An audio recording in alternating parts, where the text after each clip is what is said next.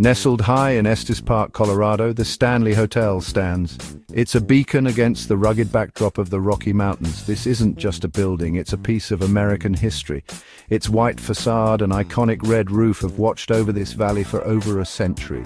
The air here is thin, crisp. You can feel the energy, the history seeping from its very walls. Many come for the views, the grandeur, but some, like us, come for something more, something unseen.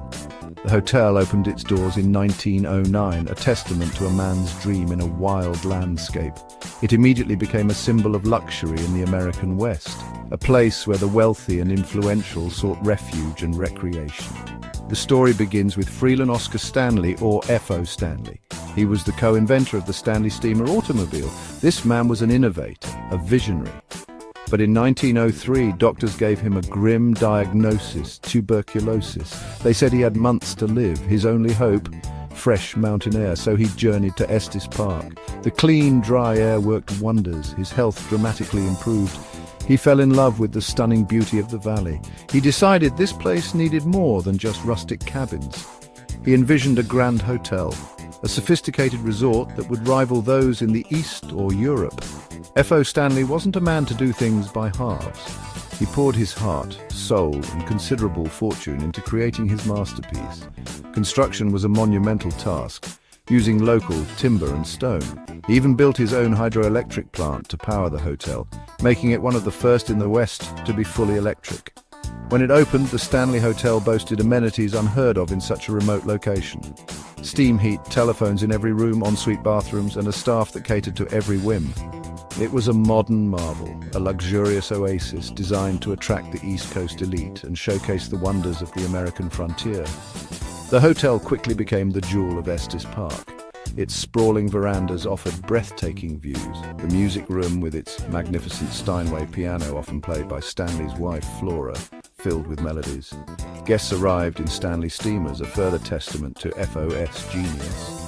It was a playground for the affluent, a place of social gatherings, concerts, and quiet contemplation amidst nature's grandeur. The early years were a golden age, establishing the Stanley as a landmark of opulence and a sanctuary for those escaping the summer heat of the cities. This foundation of elegance and history sets the stage for the darker tales that would later emerge.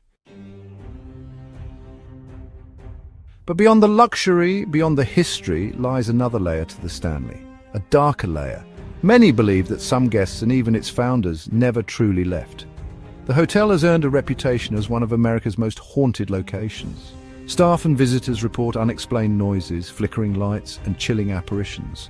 Doors open and close on their own. Objects move inexplicably. Cold spots appear in otherwise warm rooms. These aren't isolated incidents, they are a chorus of strange occurrences that echo through the hotel's long corridors. Is it the altitude or something far more sinister, far more real? Many believe F.O. Stanley himself still roams the hotel. He was incredibly proud of his creation. Guests and staff have reported seeing his ghostly figure in the lobby or the billiard room, sometimes accompanied by the faint scent of his wife Flora's rose perfume. Flora, too, is said to make her presence known. The beautiful concert hall, home to her beloved Steinway piano, often comes alive with phantom melodies. Witnesses claim to hear music playing when no one is near the instrument. Are these founders simply keeping an eye on their legacy? Or are they trapped, forever bound to the place they loved so much? Perhaps the most famous spectral tale revolves around room 217. This isn't just any room, it's a focal point of paranormal energy. In 1911, a gas leak caused a massive explosion in this very room. Elizabeth Wilson, a chief chambermaid, was caught in the blast. Miraculously, she survived, though with broken ankles, but many believe her spirit returned after her death in the 1950s. Guests in room 217 report their luggage being unpacked, clothes folded, and items moved. Some unmarried couples have even felt a cold presence between them in bed, as if Mrs. Wilson, a woman of old-fashioned values, disapproves. The spectral activity isn't confined to just a few areas. The fourth floor, originally the servants' quarters, is notorious for the sounds of children running and laughing, even when no children are present. The vortex, a staircase between floors, is said to be a hotspot for high EMF readings and disembodied voices. The underground tunnels, once used by staff, also have their share of creepy stories. Every corner of the Stanley seems to hold a story, a whisper from the past. These aren't just tales told to scare tourists. These are experiences reported by credible people, year after year. The energy here is undeniable. The Stanley Hotel's haunted reputation reached legendary status thanks to one particular guest, master of horror Stephen King. In late September 1974, King and his wife Tabitha checked into the hotel. It was near the end of the season. They were almost the only guests. The vast empty hotel with its long echoing corridors created an eerie, isolating atmosphere. This sense of desolation, of being cut off from the world, would become a crucial element in his work. Little did he know this one night would inspire one of the most terrifying novels of the 20th century. They were given room 217, the very room with the history of Elizabeth Wilson. That night, King experienced a vivid and terrifying nightmare. He dreamt his young son was being chased down the hotel's corridors by a possessed fire hose, screaming in terror. He woke up with a jolt, sweating, heart pounding. He got out of bed, lit a cigarette, and stared out the window at the Rockies. By the time the cigarette was finished, he had the basic plot for The Shining firmly in his mind. The imposing, isolated hotel, the strange occurrences, the feeling of a lingering presence, it all coalesced. The Overlook Hotel in The Shining is undeniably the Stanley. King captured the grandeur, the isolation, and the unsettling feeling that the hotel itself was alive, a malevolent entity. While the novel is fiction, many of the elements, the ghostly bartender, the spectral party in the ballroom, the mysterious children, seem to draw from the Stanley's own reported phenomena and the sheer atmosphere of the place.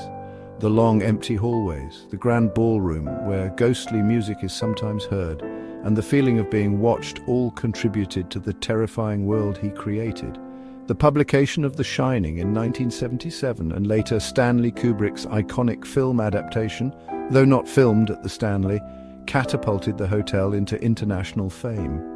Suddenly, everyone wanted to experience the real Overlook. While King was famously disappointed with Kubrick's film, he later approved a television miniseries adaptation of The Shining that was filmed on location at the Stanley Hotel in 1997. This further cemented the connection in the public's mind. The hotel became a pilgrimage site for horror fans, eager to walk the same halls that inspired such a chilling tale. Today, the Stanley Hotel fully embraces its haunted heritage. It doesn't shy away from the stories, it celebrates them. They offer nightly ghost tours, paranormal investigations, and even have a resident psychic. These tours guide brave visitors through the most active areas, sharing tales of encounters and historical accounts. You can feel the excitement, the anticipation, as people hope for their own brush with the unexplained. The hotel understands that its spectral residents are as much a part of its identity as its stunning architecture and rich history. This is a place where the veil feels thin. The hotel hosts numerous events throughout the year that play on its spooky reputation, including the famous Shining Ball around Halloween and various paranormal conferences. It has become a mecca for ghost hunters, both amateur and professional.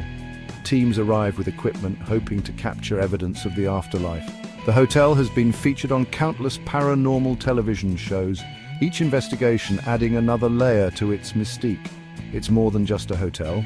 It's an experience, a chance to step into a story that blurs the lines between fact and fiction, history and horror. The Stanley's cultural impact is undeniable. It stands as a magnificent example of early 20th century grand resort architecture, meticulously preserved. But it's the overlay of paranormal lore and its connection to The Shining that gives it a unique, almost magnetic pull. People are drawn to the mystery, the thrill of the unknown. They want to see room 217, walk the fourth floor hallway, or perhaps hear Flora's piano. It's a place where history isn't just in books, it's potentially standing right next to you. Ultimately, the Stanley Hotel offers a fascinating blend of luxury, history, and the supernatural. It's a place where you can enjoy a fine meal, admire breathtaking mountain scenery, and perhaps encounter a spirit from a bygone era. Whether you're a skeptic or a believer, the stories and the atmosphere are undeniably captivating. The Stanley has weathered over a century, seen countless guests come and go, and it continues to stand a silent witness to whatever secrets its walls may hold. Its allure is timeless, a chilling invitation to explore the unknown.